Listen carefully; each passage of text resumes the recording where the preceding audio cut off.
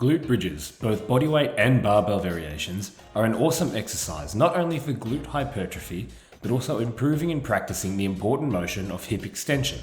However, despite this being a glute exercise, many people often say they don't quite feel it that much in their glutes, and if that's you, try these tips. Setting up for the barbell glute bridge. Lay a soft mat or towel on the ground for your back and use either another soft mat, towel or padding to cover the middle part of the barbell, which will be sitting over your hips for comfort. Roll the barbell over you until it reaches past your hip bones, then bring your feet up to a comfortable range for you. The closer your feet are to your butt, the more glute dominant the bridge is. The further away your feet are, the more hamstrings will contribute.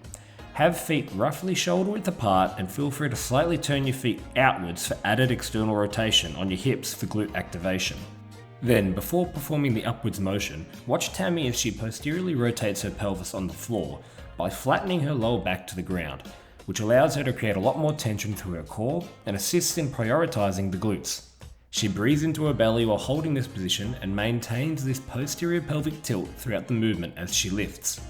Hold the bar in place to stop it sliding down over your stomach by pushing it into your legs as you lift, and use your hips to drive the barbell up into the air, squeezing the glutes as hard as you can at the top of the movement before controlling the barbell back down. The similar rules apply for bodyweight glute bridges. Create that posterior pelvic tilt to help maximize core tension and stability while also emphasizing the glutes.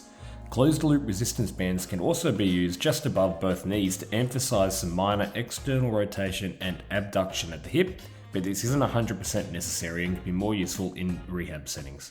Single leg glute bridges are a cool alternative to help you practice unilateral strength and place further load into one glute over the other, if you find that during bodyweight or barbell glute bridges, you only feel one side more than the other. Start the movement the same by posteriorly rotating the pelvis and creating core tension, then raise the opposite leg into the air and hold it there throughout the movement. This will also test your hip's ability to resist rotation, thus helping your stability. Lastly, to increase the load on the glutes more and pre-fatigue them prior to barbell glute bridges so as to help with muscle memory, you can perform tempo sets of single leg glute bridges. This involves performing the upwards motion of the lift in 1 second, followed by slowly controlling yourself back down over 3 seconds.